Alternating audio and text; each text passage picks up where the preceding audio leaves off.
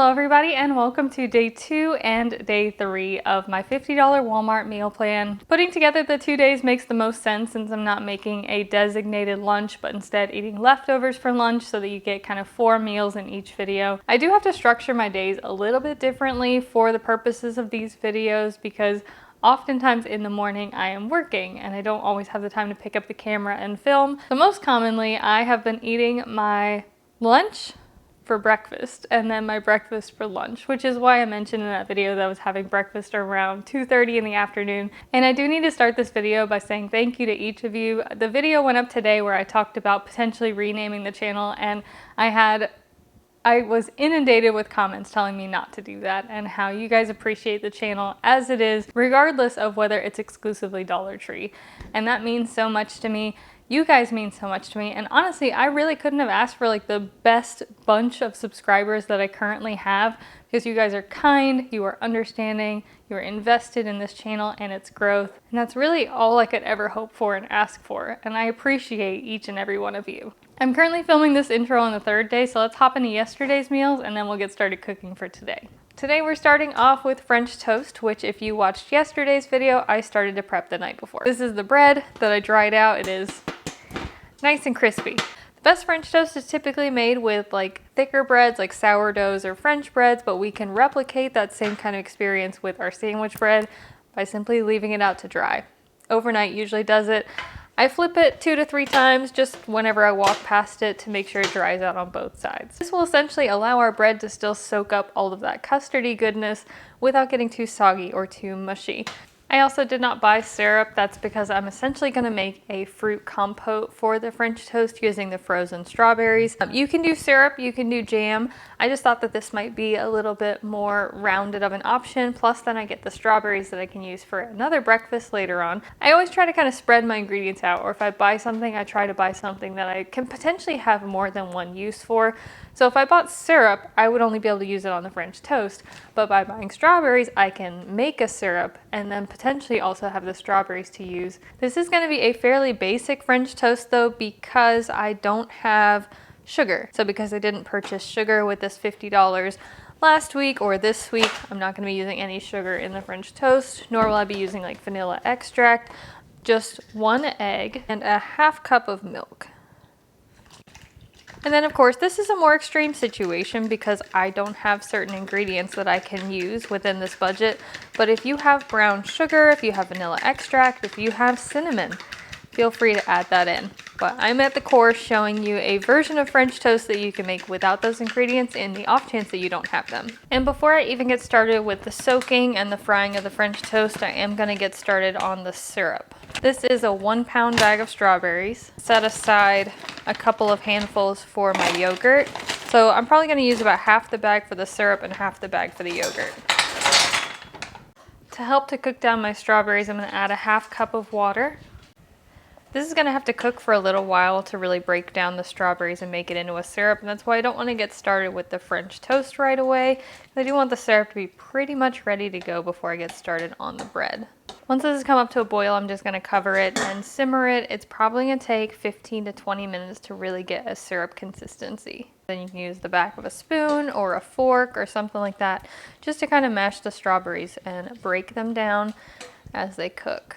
Now this is optional, but I like to remove the seeds and some of the pulpy bits from the strawberries, especially to make a syrup.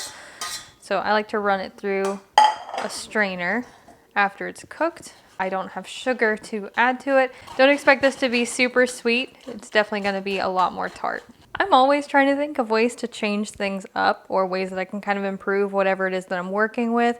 And one of the things is I'm kind of thinking about how tart this syrup is, because it's quite tart, and even if I wanted to add sugar to it, I don't have any to add to it. So maybe instead we can sweeten up the French toast. I found this recipe on the Betty Crocker website for a yogurt French toast, and essentially they did the eggs and the milk, but then they also added yogurt into the custard. It's an experiment, but it's certainly worth trying. So they did 2 eggs and then a ½ cup of milk, but then they did 12 ounces of yogurt. This is 1 egg and a ½ cup of milk, and this is a 32 ounce tub of yogurt. I'm going to add 1 extra egg to this, Just gonna kind of guesstimate about how much 12 ounces would be, but I'm gonna guess it's gonna be about 2/3 of a cup. And that should add some sweetness to our French toast to kind of counterbalance the tartness of the syrup. Now, I did look on the Walmart website, and it looks like one of the cheapest pancake syrups that they have is around $2 and some change. So definitely, if you would prefer to just have the syrup, then swap the strawberries for the syrup. I am certainly not going to judge. And then if I need to, I can also use some of the yogurt as a topping on the French toast to help sweeten it up a bit too. Skillet is preheated a little bit too much. It's starting to smoke. And heat down a bit. We go in with some margarine. But I'm going to dunk each of my dried pieces of bread in this custard mixture for 10 seconds. Flip it, another like 10 seconds or so.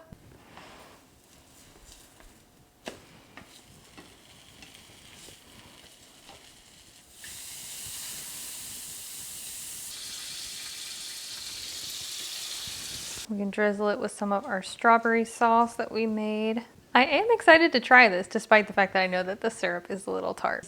I've never used yogurt in my French toast. I'm kind of curious to know how it's going to change the texture of it.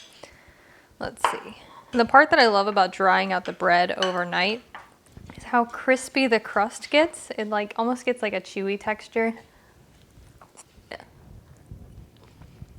This is certainly not the ideal way to make French toast because it is not sweet pretty much at all. But some of you might actually enjoy that if you find that French toast can be a little on the sweet side, especially for breakfast. This is very toned down. It's lightly sweet just from the addition of the yogurt. I do want to try it with just like a little spoonful of yogurt to see if that improves the sweetness. Let's grab a bite with some yogurt.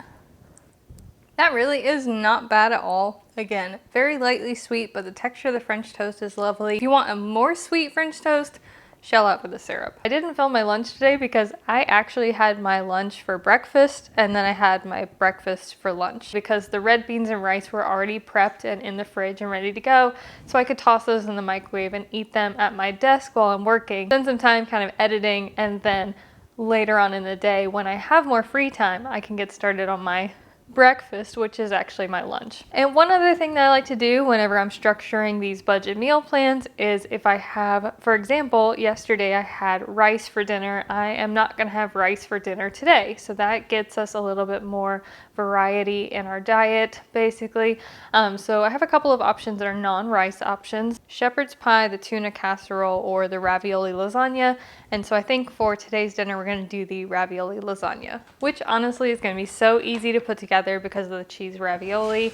And I'm going to be using my Italian sausage and garlic pasta sauce, but I need to set aside some of this sauce for a future dinner. I'm going to set aside a cup of it. And then the rest of the sauce we can use for our lasagna.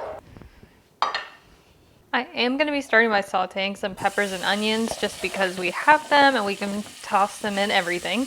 Onions and peppers are softened up, so now we can add in the pasta sauce. I always add a little bit of water into the jar and shake it up so I can try to get out the rest of the sauce. I'm actually not really trying to heat the sauce because it's going to bake in the oven anyways. I mostly just want to soften up those peppers and onions. Another very simple weeknight dinner. Start with some pasta sauce down at the bottom here. This is a 7x9 pan. And I'm mostly just going to be layering on the ravioli, adding a little bit of sauce in between the layers. We have our shredded cheese. I'll also sprinkle that on in between as well. And this does work better if your ravioli is thawed, so that it can actually like really stick to itself whenever it bakes in the oven to give it more of a lasagna appearance. Right now we can pour the rest of the sauce over top. And finish it off with a sprinkle of cheese.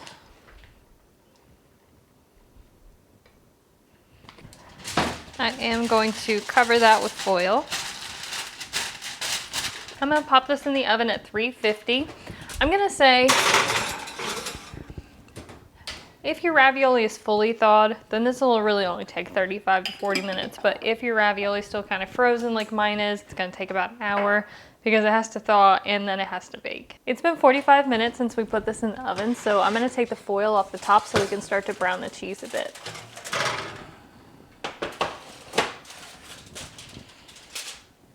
starting to bubble around the edges, which is definitely a good sign. I'm gonna put that back in the oven for the last 15 to 20 minutes. There is our lasagna, ravioli lasagna. I'm gonna let that cool for 5 to 10 minutes before I slice into it. So I'm gonna cut this into 4 servings. That is our dinner. The other 2 servings are of course going to be my lunch for tomorrow. Let's see how this little baked ravioli lasagna turned out. Definitely a winner. Way cheaper than making a lasagna from scratch. And I do know that people get a little upset when I call this a lasagna. And it's okay because, yes, it is a baked ravioli instead of a lasagna, but it is the components of a lasagna with a lot less work and a lot lower cost, because the kind of filling that goes in cheese ravioli is almost identical to the kind of filling that goes in a lasagna. And if you consider that the ravioli pasta is the same kind of pasta that you would use for lasagna, the same kind of sauce that you would use for lasagna, the elements are all there. This is a cheese stuffed lasagna or a cheese stuffed ravioli, but if you wanted an even kind of cheaper alternative to this, a few weeks back I shared a Knorr version of a lasagna, which was a lasagna bechamel with the Knorr Alfredo packets. So if you were to get 2 of those, still get the Prego Italian sausage and garlic sauce, and then also the shredded cheese, you could make that same sauce and it would be a couple dollars cheaper than the cheese ravioli. I feel like day 2 was kind of a hindsight is 2020, because I had this idea of making French toast and it was kind of a use what you've got version of French toast, and it turned out okay. It was certainly passable, but it wasn't the best French toast, and that's okay. But then for dinner, I made the ravioli lasagna, and at the end of that, I realized that I could have made it potentially a little bit cheaper, but it was still a really fantastic dinner. Because the French toast didn't quite work out the way that I wanted to, I still have 6 slices of sandwich bread, and I'm gonna have to figure out a different use for that, because I'm probably not gonna make that a second time like I had originally anticipated. But one of the things I had planned to try to do was to take those couple of packets of instant oatmeal and try to make a really simple granola so I could have a fruit and yogurt parfait. I'm gonna start with a couple tablespoons of margarine in a skillet. The oatmeal is also already pre-sweetened and seasoned, so I don't really have to add anything to it. I'm basically just going to toast the oatmeal in the skillet. So you're supposed to keep this just kind of tossing around for about 5 minutes or so, and then we should have something that's kind of like granola. I transferred it over to a plate to let it cool. My house kind of smells like roasted nuts right now, like candied nuts at a carnival or a fair. I think because of the cinnamon and the oatmeal, it does seem like it toasted up really nicely. So I'm gonna set that aside and let it cool completely. For the parfait, I have the yogurt and the rest of the strawberries. I did set these in the fridge to chill overnight, so they're thawed pretty much. I'm gonna mash them. Not entirely, but just a little bit, since they're whole strawberries and not sliced. Honestly, this might have been a better French toast topping than the syrup that I made yesterday. I bet you this is gonna taste sweeter too. Considering this was just instant oatmeal and butter, listen to how crispy that is. I'm actually impressed with that. I didn't really think that that would work. So I assembled a couple of bowls with the yogurt and the strawberry topping. I did about 3/4 of a cup of yogurt, and now we can top it with some of our granola.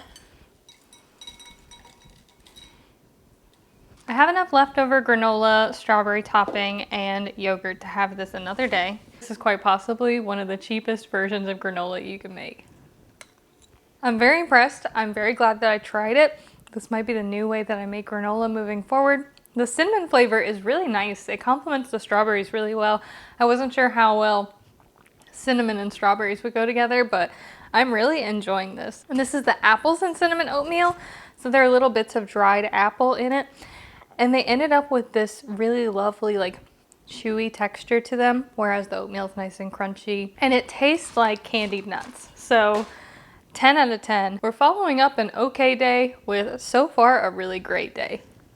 Welcome to my office where I edit all of the videos, upload all the videos, film my voiceovers, a little bit of a behind the scenes. One of the most common questions that I get asked is how I come up with the meals, and it kind of stems from an unhealthy or near unhealthy level of obsession with this channel and the content that I create, but it's from a good place. I get a lot of requests for different meals that meet different dietary restrictions, so vegetarian and vegan are pretty high up on the list, as well as diabetic friendly, gluten-free, dairy-free, and low sodium. I have to spend a lot of time researching those ideas and trying to be as unique as possible while still remaining realistic. So for example, I'm not diabetic, but I have a diabetic-friendly cookbook. I reference this from time to time, trying to think of different ideas and ways I can incorporate some diabetic-friendly meals into my daily content. It seems to be more focused on whole grains and low fat than it is about low carb.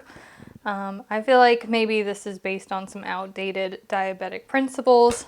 I'm not sure. I also recently, based on you guys' suggestions, got this best recipes from the backs of boxes, bottles, cans, and jars. This is a cookbook from the 70s, I want to say. Probably by far one of the favorite cookbooks that I have, and one I think is one of the most practical one is this Taste of Home 5-ingredient cookbook. I really enjoy looking through this one in particular for ideas. Beyond that, of course, I have tried Great Depression era recipes. I have tried recipes from the backs of boxes, but every recipe that I try leads me to new ideas and inspiration. I also spend an inordinate amount of time on Google and different recipe blogs and watching other YouTube videos and TikTok videos. I am quite literally immersed in food. The caveat to that is that I'm always hungry.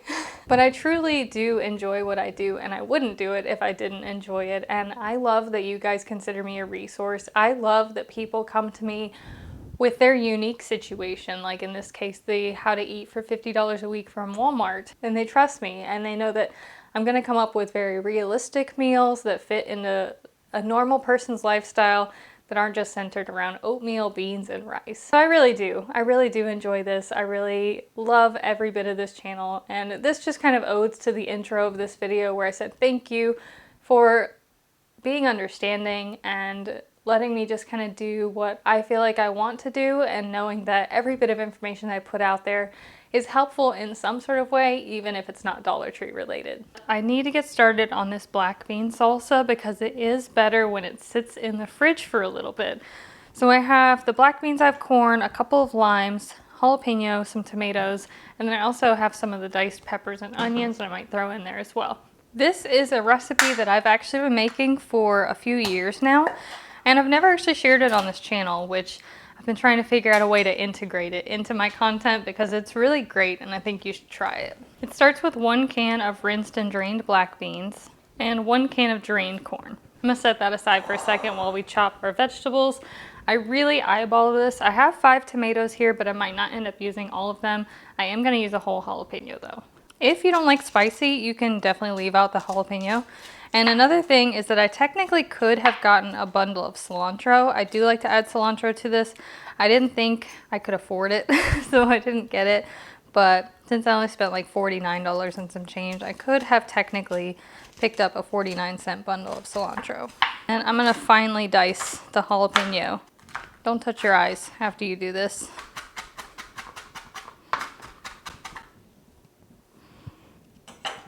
In goes my diced jalapeno. And I will also toss in a couple of spoonfuls of the peppers and onions. I try not to make this too oniony, but I do really like onion. And I actually think red onion is better, but if you don't have red, then yellow works just as fine. It's also a really great option if you are vegetarian, or if you're gluten-free or dairy-free. There we go.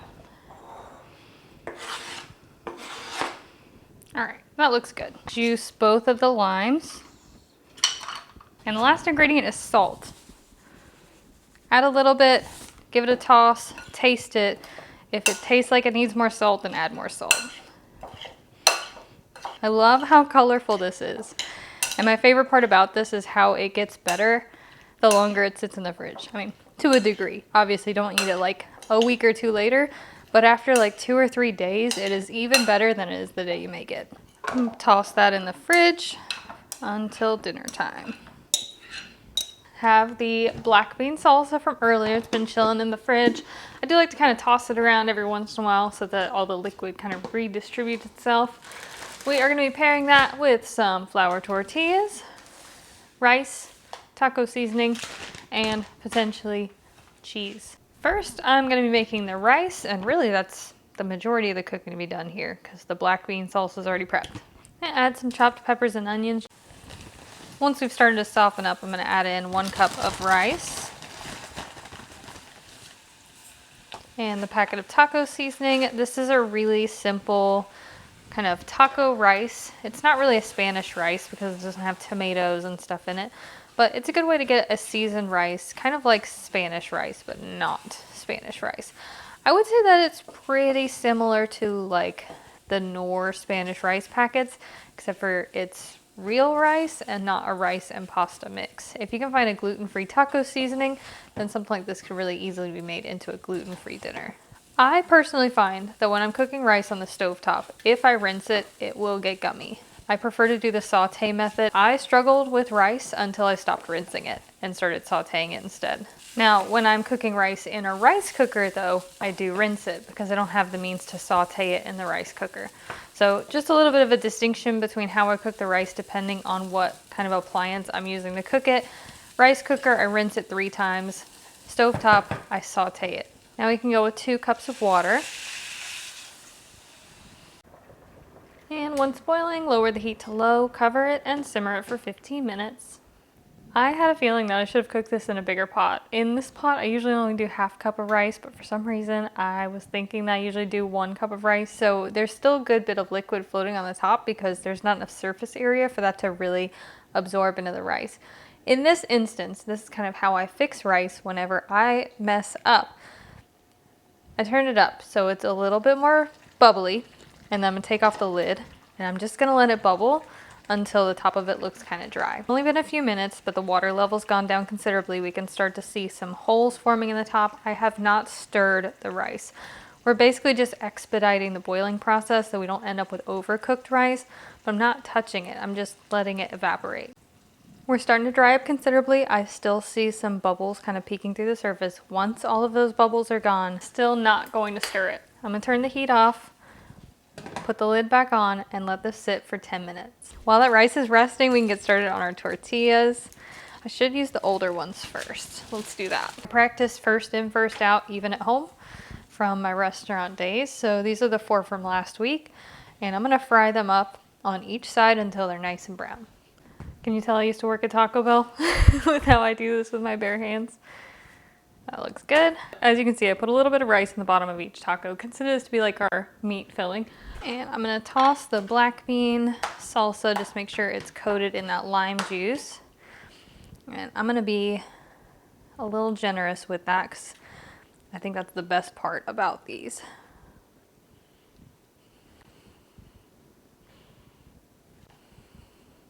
Little sprinkle of cheese, and that is dinner. This is essentially where you could have potentially overlapped the 2-week meal plans because last week I made like a chicken fajita rice. So if you were to take that concept, but then make the black bean salsa and spread that out over the course of a week, you would have 2 really filling meals. So just something to keep in mind. Sometimes it's easier to shop for 2 weeks than it is to shop for 1. It needs more salsa. Try that again.